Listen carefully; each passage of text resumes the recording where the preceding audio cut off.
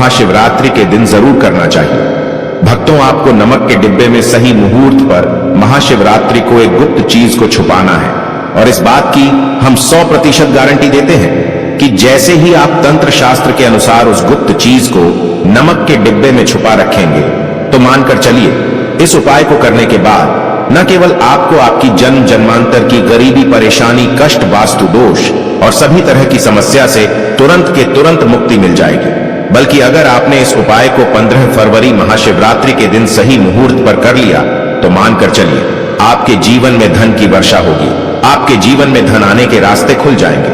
आपके जीवन में जो धन आएगा उसमें वृद्धि होगी।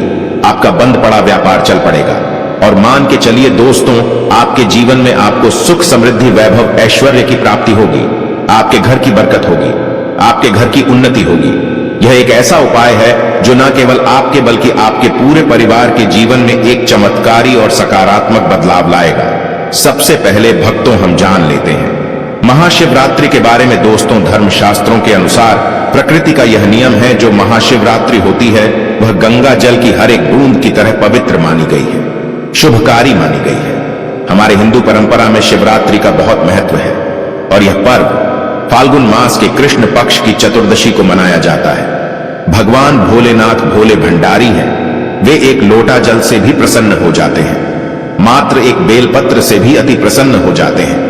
लेकिन भगवान भोलेनाथ शीघ्र ही गुस्सा भी हो जाते हैं। जहां भगवान भोलेनाथ को कुछ चीजें प्रिय हैं, तो वहीं कुछ चीजें जिनका भगवान भोलेनाथ की पूजा में अगर इस्तेमाल ना किया जाए तो भगवान भोलेनाथ का पूजन अधूरा रह जाता है। वहीं कुछ चीजें ऐसी भी होती हैं जो अगर अनजाने में आप भगवान भोलेनाथ को अर्पित कर देंगे तो उससे भगवान भोलेनाथ आपसे रुष्ट हो जाएंगे। इसलिए भगवान भोलेनाथ की पूजा करते समय कुछ बातों का विशेष ध्यान रखना चाहिए।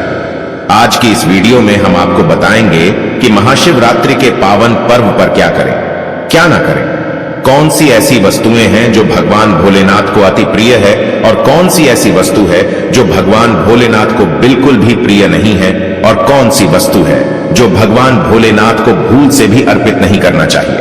लेकिन उससे पहले आपसे एक विनती करते हैं कि अगर आपने अभी तक हमारे चैनल को सब्सक्राइब नहीं किया है तो चैनल को सब्सक्राइब करके बेल आइकन जरूर दबाइए और सच्चे मन से, सच्चे हृदय से कमेंट बॉक्स में लिखना ना भूलें ओम नमः शिवाय। तो आइए सबसे पहले जानते हैं कि महाशिवरात्रि के पावन पर्व पर क्या करना चाहिए जिससे भगवान भोलेनाथ और मां पार्वती का आशीर्वाद प्राप्त हो। महाशिवरात्रि के दिन भगवान भोलेनाथ की पूजा सफेद या लाल रंग के वस्त्र धारण करके ही करें। सफेद और लाल रंग के वस्त्र धारण कर भगवान भोलेनाथ का पूजन करना बहुत ही शुभ माना जाता है।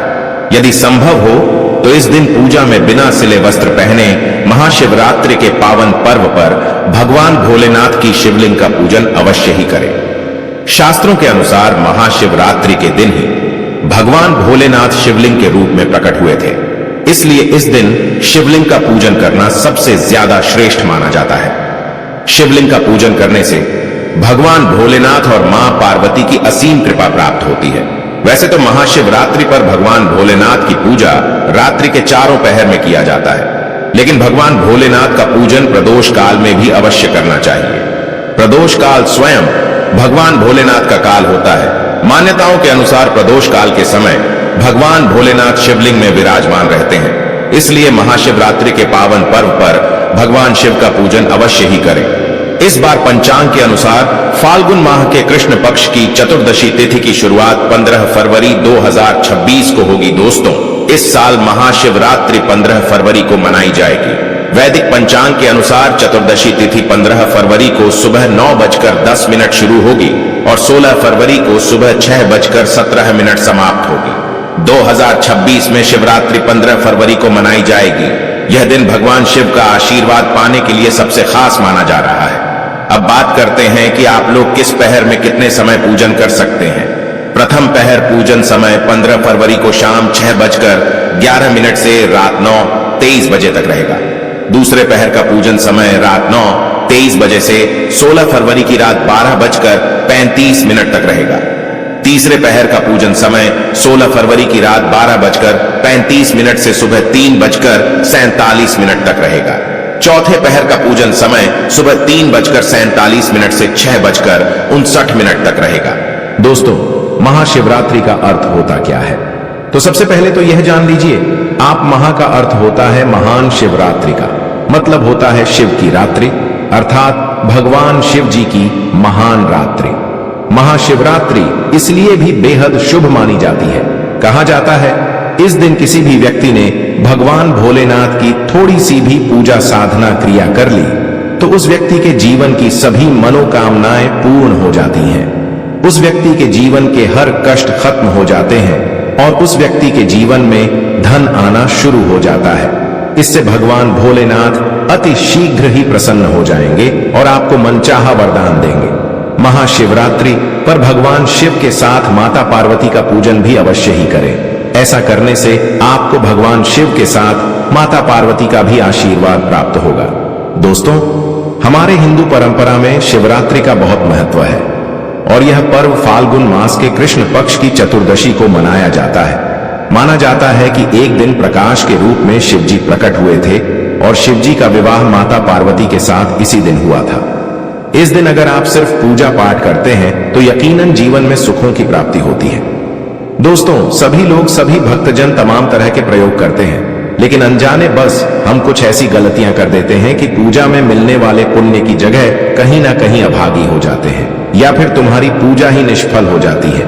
ऐसे में वह कौन सी चीज जिन्हें भूल कर भी नहीं करना चाहिए शिव जी की पूजा में, और कैसे बचे, आइए जानते हैं। लेकिन दोस्तों, उससे पहले आपसे एक रिक्वेस्ट करते हैं कि वीडियो को लाइक करें, दोस्तों को शेयर कर दीजिएगा और सच्चे दिल से कमेंट बॉक्स में हर हर महादेव लिख दीजिए। आपने अभी तक चैनल को सब्सक्राइब नहीं किया है तो चैनल को सब्सक्राइब करके इस बेल आइकन को जरूर दबाइए। दोस्तों, सबसे पहले हम आपको बता दें, जब भी आप शिवालय जाएं और जल अर्पित करें तो जहां पर से जल बाहर निकलता है उसको कभी मत लांघे। उसे हम जलहरी कहते हैं, उसे लांघना नहीं चाहिए। उसे लांघने से बहुत दोष लगता है, आपका स्वास्थ्य भी खराब हो सकता है। दूसरी बात, आपने देखा होगा कि कभी शिवलिंग की पूरी परिक्रमा नहीं की जाती, आधी परिक्रमा जरूर करें। और दोस्तों, तुलसी के पत्ते कभी भी शिव जी को अर्पित न करना। शिवलिंग पर तुलसी नहीं चढ़ाई जाती क्योंकि तुलसी को श्राप मिला हुआ है। तुलसी का पूर्व जन्म में नाम वृंदा था। वृंदा जालंधर नाम के राक्षस की पत्नी थी। भगवान विष्णु ने वृंदा को श्राप दिया था कि वह लकड़ी की बन जाए। इसके बाद शिवजी ने जालंधर राक्षस का वध कर दिया। वृंदा को यह बात पता चली तो उसने स्वयं को अग्नि के हवाले कर दिया। माना जाता है कि जहां वृंदा ने अग्नि में आत्मदाह किया था वहां से तुलसी का पौधा उगाया। तब वृंदा ने भगवान शिव को श्राप दिया कि उनकी पूजा में कभी भी तुलसी की पत्तियां नहीं इस्तेमाल की जाएं और भक्तों कभी जाने अनजाने में शिवलिंग पर कुछ लोग सिंदूर अर्पित कर देते हैं। यह सब स्त्री शोभा की वस्तु है और वह तो ठहरे बैरागी, तो उन्हें यह चीजें कभी अर्पित नहीं करना चाहिए। हम जो पूजा करते हैं तो प्रभु की भक्ति में बहुत ज्यादा ही डूब देते हैं। ऐसे में और भी बहुत तरह की गलती हो सकती है। ऐसे में ध्यान रखें तो सफेद या लाल रंग के वस्त्र धारण करके पूजा कर सकते हैं। संभव हो तो इस दिन जब आप शिवलिंग पर जल अर्पित कर रहे हो तो तब जल के साथ दूध, दही, घी, शहद, शक्कर भी अर्पित कर सकते हैं, लेकिन शिवलिंग के ऊपर प्रसाद अर्पित करना नहीं चाहिए। आपको अगर प्रसाद अर्पित करना है तो नीचे किसी चीज में रखकर अर्पित करें। दोस्तों, महाशिवरात्रि के दिन अगर आप रात के समय पूजा करते हैं, प्रदोष काल में करते हैं, तो आपको इसके फल ज्यादा मिलते हैं। हालांकि रात्रि जागरण का भी विधान है। कुछ भूल कर भी कुछ ऐसे फूल हैं जिन्हें शिवलिंग पर अर्पित नहीं करना चाहिए। यह दिन साक्षात मंगलकारी है। इस दिन भगवान शिव की पूजा अवश्य करें और भगवान भोलेनाथ आपके घर में स्थायी रूप से वास करने वाले हैं, तो ऐसे में दिल खोलकर भगवान शिव की उपासना और भक्ति में लग जाए। दोस्तों, यह शुभ संयोग सालों के बाद बना है। महाशिवरात्रि के दिन आप व्रत अवश्य रखें। भगवान भोलेनाथ आपकी सभी मनोकामनाएं अवश्य पूर्ण करेंगे। ऐसे में अब जान लेते हैं महाशिवरात्रि के दिन में कौन सी गलती नहीं करनी चाहिए जिससे कि शिव जी नाराज ना हो। और शिवरात्रि व्रत में यह फल तो कभी मत खाना, नहीं तो भगवान भोलेनाथ आपसे क्रोधित हो सकते हैं और आपका व्रत टूट सकता है। आइए जानते हैं कुछ ऐसे सावधानियां जिन्हें भूल कर भी नहीं करना चाहिए। भक्तों, शास्त्रों में बताया गया है कि व्रतधारी को उधार मांगकर फल आदि नहीं खाना चाहिए।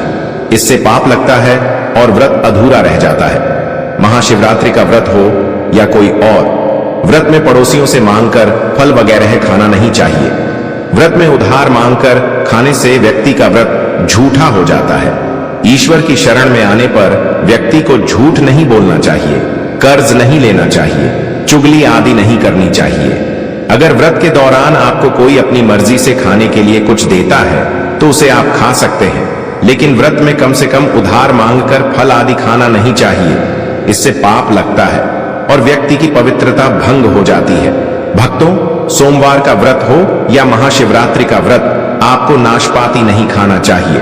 दरअसल इस फल का नाम नाशपाती यानी नाश करने वाला होता है, इसलिए इस फल को व्रत में नहीं खाना चाहिए। व्रत आदि को छोड़कर किसी और दिन आप इसे खा सकते हैं, लेकिन जिस दिन आपका व्रत हो उस दिन नाशपाती का सेवन बिल्कुल नहीं करना चाहिए और भगवान को भी नाशपाती नहीं चढ़ाना चाहिए। और दोस्तों, कभी कुत्तू का रखा हुआ पुराना आटा आपका व्रत भंग कर सकता है।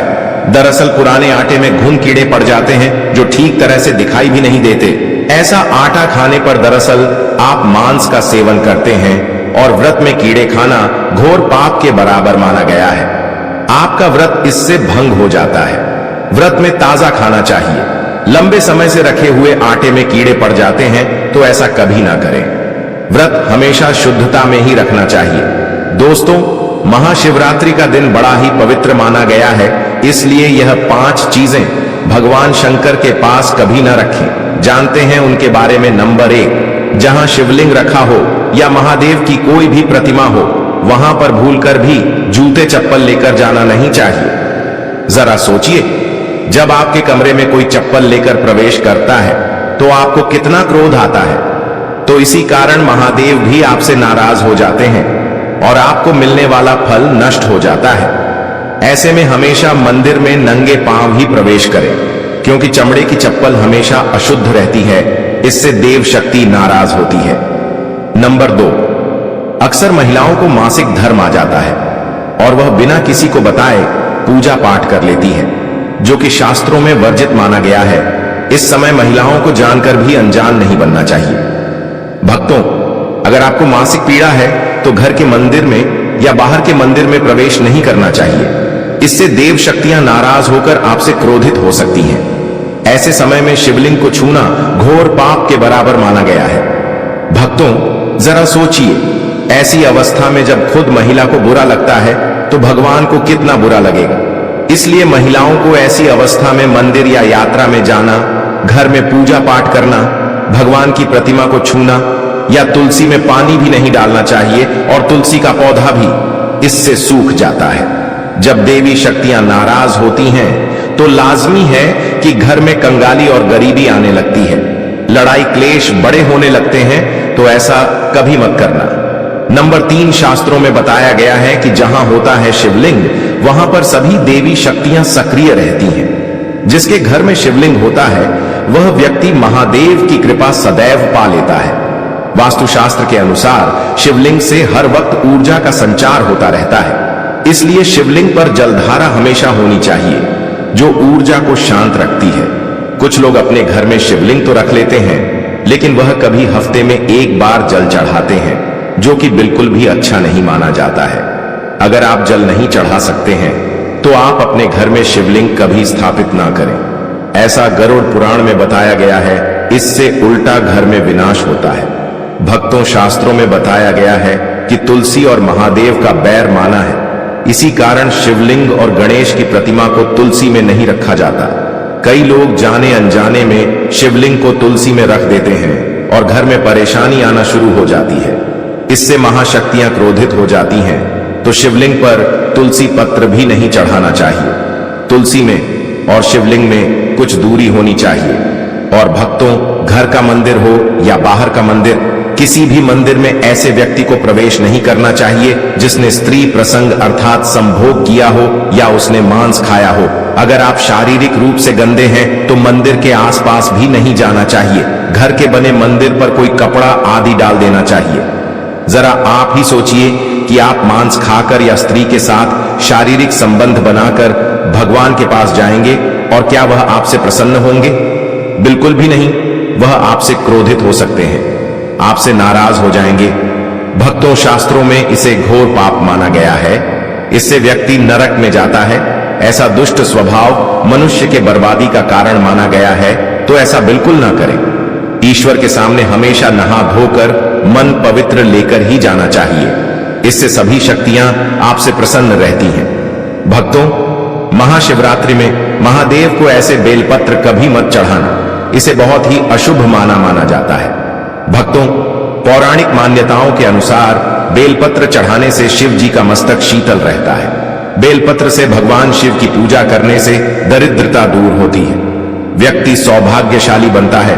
इससे हनुमान जी भी प्रसन्न हो जाते हैं, क्योंकि वे शिव के ही अवतार हैं, और इस बात को शायद ही कोई जानता हो। भक्तों, अब आप यह जान लें कि बेलपत्र का उपयोग और इसके लाभ कैसे मिलते हैं। नंबर 1, तीनों लोकों में जितनी तीर्थ स्थल प्रसिद्ध है, सभी तीर्थ स्थल बेलपत्र की मूल भाग में स्थित माने जाते हैं। इस बात को शायद ही कोई जानता हो। अगर बेल का वृक्ष घर के बीचों बीच या पूर्व दिशा में लगा हो, तो घर में धन धान्य की कभी कमी नहीं रहती और परिवार खुशहाल रहते हैं। और जो व्यक्ति बेल के वृक्ष के मूल भाग की गंध पुष्प आदि से पूजा अर्चना करता है, उसे मृत्यु के पश्चात शिवलोक की प्राप्ति होती है। भक्तों, अब जानते हैं बेलपत्र से जुड़ी और कुछ खास बातें। दोस्तों, चतुर्थी, अष्टमी, नवमी, चतुर्दशी और अमावस्या, इन तिथियों को साथ ही संक्रांति के समय और सोमवार को बेलपत्र नहीं तोड़ना चाहिए। आप एक दिन पहले ही बेलपत्र तोड़कर रख लें। दोस्तों, बेलपत्र कभी अशुद्ध नहीं होता। अगर आपको पूजा के लिए नया बेलपत्र नहीं मिल रहा है, तो आप किसी दूसरे के चढ़ाए हुए बेलपत्र को स्वच्छ जल से धोकर भगवान शिव को अर्पित कर सकते हैं। बेलपत्र में कम से कम 3 पत्तियां होनी चाहिए। कटी फटी पत्तियों का बेलपत्र भगवान शिव को गलती से भी अर्पित मत करना। कटी फटी पत्तियों को अर्पित करने से शिव का अपमान माना जाता है, और बेलपत्र का भी। इसलिए बेलपत्र की पत्तियां एकदम साफ होनी चाहिए।